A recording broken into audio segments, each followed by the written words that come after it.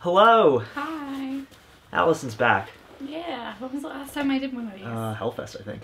Oh, okay. So it wasn't that long. It was like a couple months ago. It's not that bad. I was thinking it was, what was it, Sinister? Was What, Insidious? Insidious? That was literally a year ago. It really was. No, it was like it was last January. Yeah, I know.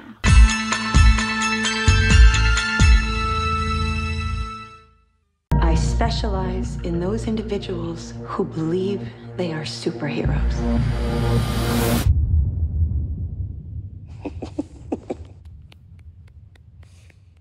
Good for you.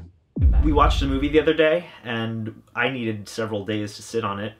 I don't know how you felt about it. I don't know. I mean, performances were pretty great, but everything else surrounding the performances were the only things that carried the movie. We saw Glass. Yeah. It's directed by M. Night Shyamalan, and it stars James McAvoy and Bruce Willis and Samuel L. Jackson and Sarah Paulson and Anya Taylor-Joy and the kid from Unbreakable. And it's a sequel to Unbreakable and Split, where you have David Dunn and Kevin Wendell Crumb and Elijah Glass all in a mental institution, and then superhero things happen.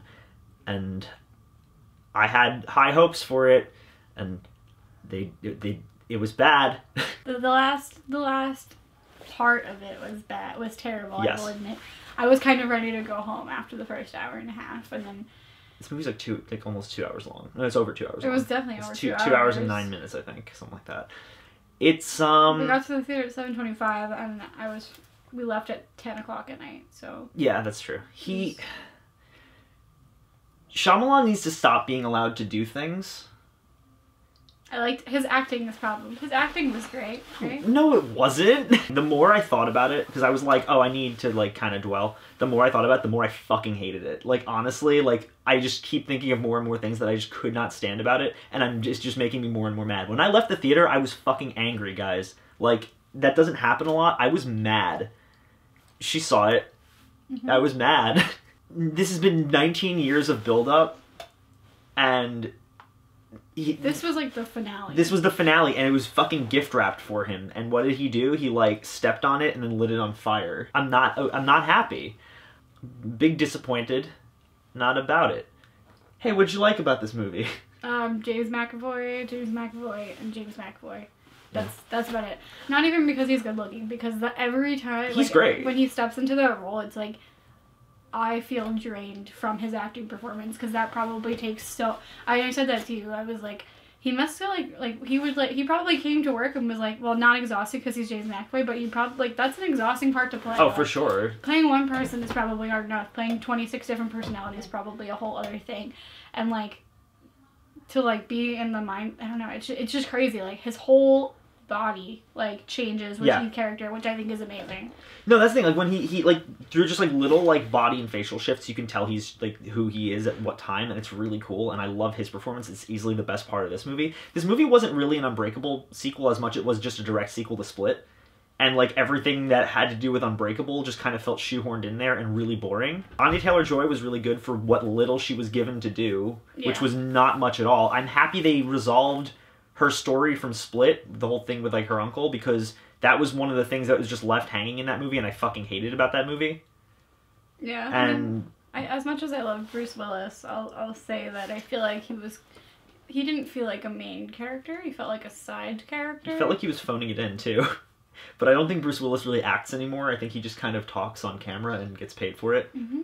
Samuel L. Jackson was like, didn't really have much to do, which is kind of weird considering that he's literally like the name, like his character is who the movie's named after. He's not doing shit for at least half the movie. And then when he finally does start doing shit, he's just like awkwardly monologuing a lot about comic books.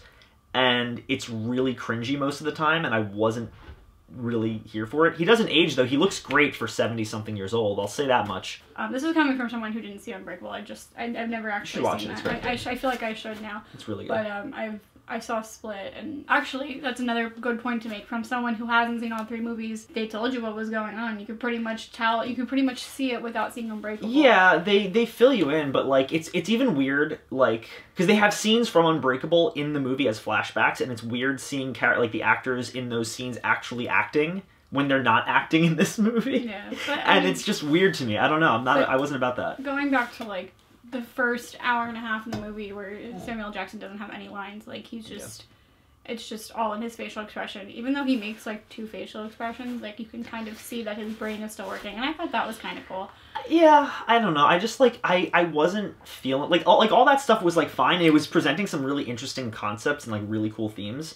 But then the whole third act happens, and all those just get, like, chucked the fuck out the window, and I wasn't really feeling it. The score was nice, though. It had a good musical score. Now for what I didn't like about this movie, everything about the last 45 minutes. I've never had a movie, like, retroactively ruin itself. Like, when the ending of it is so bad that it ruins everything that comes before it. And that happened with this movie. I feel like there's not much I can say without going into spoilers, and I might say we should just do that, because, like, what am I supposed to say that I can't, that won't give shit away? I was thinking about that. Fuck it, we're doing spoilers. Skip to here, this time code here, if you don't want to know. If you do, stick around. We're gonna talk about some spoilers. 3, 2, 1. Spoiler talk. What the fuck is the ending of this movie? Everyone dies. Not everyone, but... All the main characters die. Yeah. Which is, like, that's fine. I wasn't expecting that to happen. I was expecting someone to stay alive. Well, I guess that's what he was trying to do. I guess, but, like, here's my thing. It's like, I didn't care the main characters die. Well, that's fine if you want to end it that way. At least do it in a way that doesn't feel like you're just giving the audience a giant middle finger. Bruce Willis drowns in a puddle. Like, that's not an exaggeration. Literally, like, some faceless dude who we've never seen before drowns him in a puddle. My question is, in Unbreakable, did they establish that he was afraid of water? Was that something? Yes, but it's like, it's established as like a metaphorical thing because he almost drowned as a kid, and so it's like his weakness, I know, but it's I like... know they showed the flashback, but I didn't know if they had that in the movie, and I was like, is this just something that they made up so that they could all have, like, weaknesses? No, that's a thing in Unbreakable, but it's not so literal that, like, if he's in a puddle, he will die and not have powers, and that's why I was like, what the fuck is this? I don't really, I mean, I don't know if Show One was trying to do something about police brutality in the sense that the one cop was just shoving his face into the water. I don't think he was, though, because it was like that cop was part of the whole, like, secret society thing that was never established before this, which is another thing that I have to mention. So you have Sarah Paulson, who, surprise, is the villain, and her team of, I don't know, secret government agents with clover tattoos on their wrists murder all 3 of the main characters when this whole secret society, including Sarah Paulson's role in it, has never once been addressed in any of the films, and it literally comes the fuck out of nowhere in the last 15 minutes of the movie. And I'm not exaggerating. Like, it comes out of nowhere, and that was the point where I was just like, what the fuck? I think that was around the point when I started, like, getting actually angry. Is this when the people left the theater? Yeah, this is around the point when there was a middle-aged couple in front of us who just got up and walked out. It was literally around the point of that, like, you see the sharpshooter guy with the tattoo on his wrist, and I was like, what is going on? Am I supposed to know who that is? And as it progressed from there, I literally felt my face getting more and more, like, angry, and I was just like, what am I watching? What is happening? What the fuck is this? This is so fucking stupid. And by the end, I was like, I want to just walk out. I had no desire to continue. It was literally like having, like, someone spit in my face, and not in the fun way. But then, like, you get what I'm saying? Do you get what I'm saying? Where they're just like, hey, fuck you, you're a piece of shit. And I'm like, wow, thanks, I'm glad I wasted my time watching this. Can we talk about the 2 nurses for a minute? First of all, really like the fact that they're using male nurses way to break that stereotype. But up until they evacuated the building, they made it clear that they made it seem like there was no one else in the hospital, and also that there were only 2 employees working, which is the least staffed hospital in Philadelphia. In Philadelphia sounds really, really unrealistic. Like, I don't know if he's trying to say something about the healthcare system or whatever. I don't think he's trying to say anything. He's just lazy. Also, I think that they could have done without killing Daryl. They could have killed the other guy. But, like... I couldn't even give a shit about either of them. It's like... Well, no, I know they're supposed to be, like... No, I know, but, like... But they made Daryl really likable, and you didn't have to do that to Sure, but... There's a day nurse and a night nurse, and then 1 security guard in this hospital full of dangerous, escaped mental patients. But then when they were evacuating all the other ones, they had, like, or like when they were down in the basement. Oh yeah, there's 2 nurses downstairs 2 other nurses in the basement. And then they started evacuating people, and then you're like, oh, there's other people in this hospital. But where were they the entire time? And I'm like, they didn't show scene. Like, I feel like, I don't know. It feels like they didn't have the budget to cast, like, extras. I just, like, I don't get it. It's the least staffed hospital in Philadelphia, and I was laughing so hard so many times, because, like, there's so many things that just happen for plot convenience, including, like, hey, there's only 2 people who fucking work here, and one of them works during the day and one works at night, and I'm like, are you serious? It's just, it's such bullshit writing, and speaking of bullshit writing, Shyamalan's a bad writer. Do you think Shyamalan really likes superheroes? I don't know. I have no idea. I wish he explored, like, all the concept of, like, superheroism more, and the fact that, like, because there's a lot of points where the characters are talking about, like, you know, the power of, like, blind faith, and how, like, human beings are capable of a lot greater than they give themselves credit for. And, like, that's awesome. That's really cool. But fuck it. We don't need that. We need to have secret societies murdering actual superheroes because the government doesn't want people to know, right? I thought this was the way that they advertise, like, unless you've seen all 3 of the movies, which I've only seen the one, I was like, is this gonna be like some type of X-Men shit, like where the doctor was gonna train them how to use their powers? That would have been a much better plot. It would have been. That would have been awesome. And also, if he's trying to do this whole thing with superheroes, that would have been better. It would have been better. Like, the whole thing is just... You can someone call me so I can copyright that idea. The whole movie is, like, it's, like, build up to the whole final act, and the final act is fucking stupid. That's my problem, is that it's boring, and then it's dumb. And there's no... Like, there's a couple points where I was like, oh, that's kind of cool. There's a few shots where I'm like, wow, that's really well shot. And then there's more shots where I'm like, that's fucking ugly. What are you doing, Shyamalan? And it's just, like... It's so frustrating because there's so much build-up to this. Like I said, 19 years of build-up. Unbreakable came out in fucking 2000, 2001. How do you fuck up this badly? Like, how do you fuck up so bad that, like, it leaves people angry? And by people, I mean me. It's so cringy at times. And there's just twists for the sake of having twists, because that's what Shyamalan is now, apparently. And... I hated it. Like, yeah, that's what that whole last act was. It was a twist just so everyone could be like, whoa, what? And they try to pull off the twist where like, the son comes in. And mind you, that's kind of cool that they got the same kid who played the son in Unbreakable to come back when he's now an adult. But, like, they try to have that moment where he comes in, he's like, Kevin's dad died on the train that my dad survived. And, mind you, I called that back in Split. When they said that, like, oh, Kevin's father left on a train. I'm like, yeah, okay, cool. And they treat it like it's some big reveal here, and I'm like, anyone could have predicted that. And it's it's so obvious, and it's treated like this huge revelation, and it was dumb. But I'll forgive that, because you know what? At least that fit in with everything else going on. Whereas the whole actual, like, weird third act twist where, like, Sarah Paulson murders everybody is just dumb. Like, there's no... lead up to it. There's no anything. It just happens, and you're left going, okay, so I feel like I wasted 2 hours of my life. Why did I bother? Why did Shyamalan bother? Who gave him money to do this? Why is he allowed to write things still? Because this is honestly terrible. I'm really mad about it. And if it wasn't for James McAvoy being as fucking great as he was, I'd probably say that... Oh yeah, I hate that. I hate this movie. I hate this movie. If it was anywhere else, if someone... I don't know. No, I feel it. It's like if James McAvoy wasn't as fantastic as he was in this, I would have honestly just been like, this movie's a fucking garbage fire. Concept. But Jared Leto instead of James McAvoy. I'm leaving. Goodbye.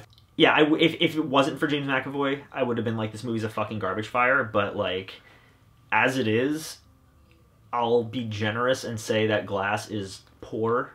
It's just cringe on bad writing on more cringe, and then a whole bunch of boring shit on top of that. Would you rate this as his worst film?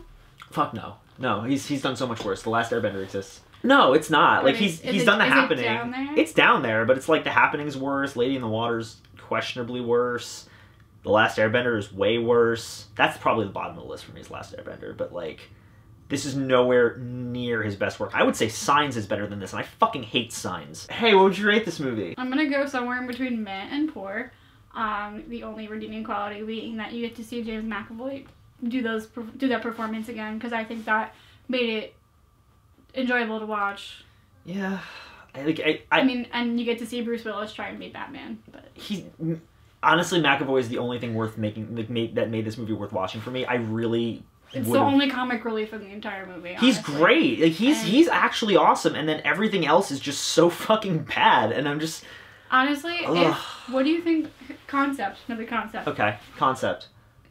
an origin story of Kevin Wendell Crumb growing up. I know that's kind of like we kind of get it in both of the movies though. But Like, at the same time, like the seeing deeper seeing into all like of the altars like Yeah, manifest. like, that's interesting. I mean, that I'd would be watch fun. that over. I would literally watch that over this movie. So that's that. Yeah, I'll take it. Fuck it. man poor is my answer. Okay. Yeah. Pick one. Oh god. Okay. I'm gonna go down towards poor. Yay. High five. Anyway. At least he wrapped it up with well, not a nice bow. He wrapped it up with like a string from the bakery box. He scotch taped wrapping paper to it. That's what he did to this series.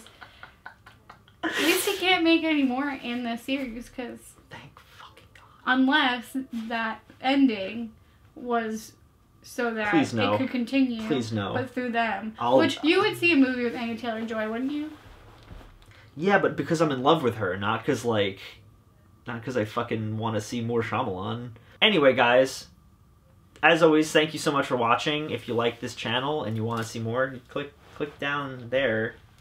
Tell them where to click. Down there. Cool. And then and if you like me, please let me know. Give me some assurance. I'm not on here as much as Lee is, so I don't. give her positive Yeah. affirmation in the comments. I'll come back Yeah. for Death Day. Yeah. To you. We can have a marathon because I didn't see the first Fuck one. yeah, I'm down. I'm really good at seeing second parts of It's cool. movies. We'll watch Happy Death Day in like a week. Don't go see this movie. Click down there, like, comment, subscribe. There's a Patreon link down in the description if you want to support this channel and be like, hey, I like your videos. Oh, and support our Glee podcast coming soon. Oh yeah, that too. Anyway. This has been in the works for like 2 years. It has. Jesus. I think you just lost like 7 subscribers. Probably did. It's fine. It's okay. Yeah, be like these cool people right here, and if you want to support me on Patreon, click the link down there and be like, Those cool hey, people I over want. there? Yeah, over there. They're right here. They're here. right here. They're Okay. right here. Be like them and support me on Patreon. Even $1 helps, and it can help me make new quality, better quality videos for you all to enjoy. And yeah, if you do want to support us, consider it. If you don't, that's okay too. Thank you so much for watching anyway. I appreciate you all a lot, and I'll see you very soon. Goodbye. What have you done, Elijah?